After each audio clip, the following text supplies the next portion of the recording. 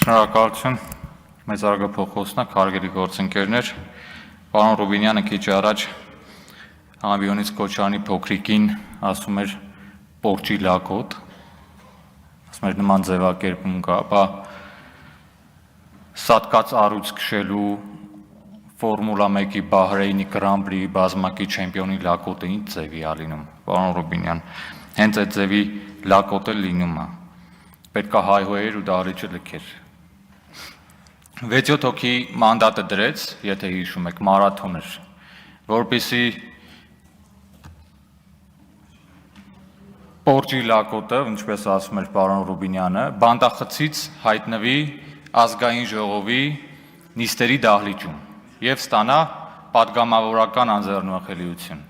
Հետո էլ գա այս ամբիոնի մոտ կանգնի ու ասի ցույցերի ժամանակ թեթևակի հրեցին եւ ես կապտուկներ ստացա, ձեռքս մի փոքր ցաված եւ այդ անիրավ ոստիկանները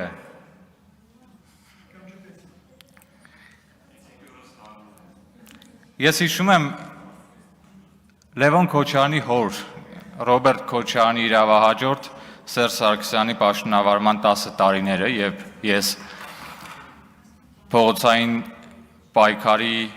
կիզակետում եմ եղել շուրջ 9-10 տարի շարունակ։ Ես հիշում եմ օրինակ 2016 թվականը Սարիթաղի, երբ հենասյուների լույսերը անջատել էին ու անհասկանալի ինչ-որ տեղահաբեր կուլ տված հաստավազեր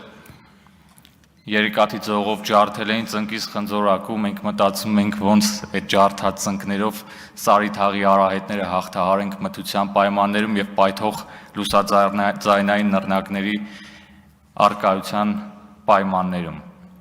Ու հիմա ինչ-որ մկանագնդեր գալիս են այս ամբիոնի մոտ կանգնում են ու ասում են թեթև կմճտեցին կապտուկներ ստացանք, ոստիկանությունը խիստ անիրավ էր։ Ես այն ժամանակ ջարդած ծնկով հիմա էլ ազգային ժողովի ամբիոնի մոտ կանգնած Լևոն Քոչարյան, քեզ ու հորդ ասում եմ, Հայաստանը ձեր երկիրը չի, Հայաստանը իմ երկիրն է, Հայաստանը մեր երկիրն է, դուք մեր երկրի հետ կապ չունեք, այն ժամանակ ես ասում եի, որ հրաժարվում եմ լքել իմ տունը, հիմա էլ ասում եմ, դուք այս տանը հյուր եք, դուք Հայաստանի Հանրապետության հետ որևէ կապ չունեք ու չեք ունեցել, դուք ու ձեր իրավահաջորդ Սերժը 4 կատեգորիայի քաղցկեղ էիք, որ հայտնվեցիք մեր օրգանիզմում, մեր երկրում ու մեր երկիրը սկսեցիք ներսից ուտել, ներսից քայքայեցիք մեզ։ Եկել կոռուպցիայից են խոսում, ինքնիշխանությունից են խոսում, գույք պարտքի դիմացի մասին մի քանի օր առաջ էի խոսում, մանրամասն թվում էի, երբ 95 միլիոն դոլար պարտքի դիմաց Հայաստանը դարձրեցին Ռուսաստանի ճորտ։ Գազը, լույսը, երկաթգիծը, արտադրական հզորությունները, ամբողջը։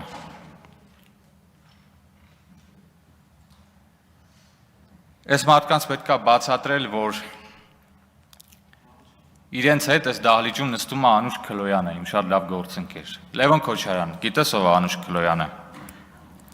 Մարտի 1-ին Երևանի կենտրոնում սպանված Գոր Քլոյանի հարազատ քույրն է։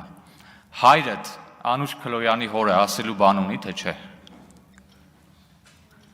Հայրդ Վազգեն Սարգսյանի ու Կարեն Դեմիրճյանի ընտանիքի անդամներին ասելու բան ունի, թե չէ։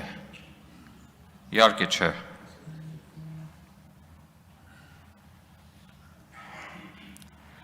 Քաղաքացիները անընդհատ դժգոհում են, ասում են այդ դահլիճում ինչ է կատարվում,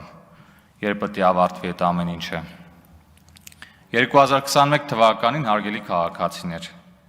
270,369 մարդ չկեղծված ընտրություններում գնացել ու ձայն ա տվել ֆիտոսանիտարական մաքրման ենթակա այս խմբակին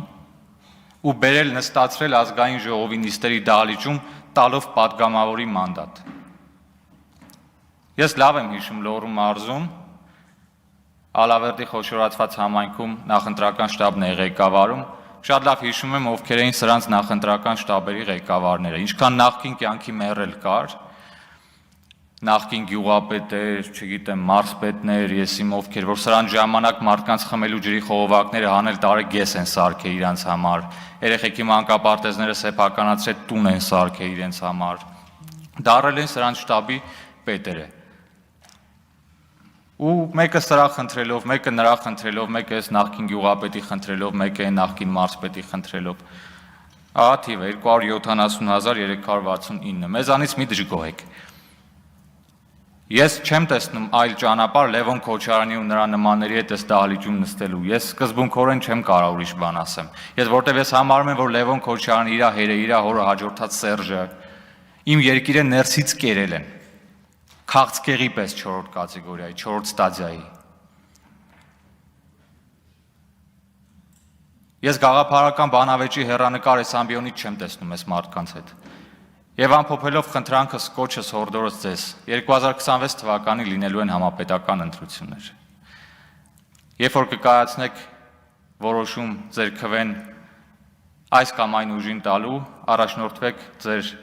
մտքով եւ խղճով, ոչ թե նախկին կյանքի մեռելների շշունջները ձեր ականջին լսելով։ Շնորհակալություն։ Չմոռանաք հավանել տեսանյութը եւ բաժանորդագրվել Civic AM-ի YouTube-յան էջին։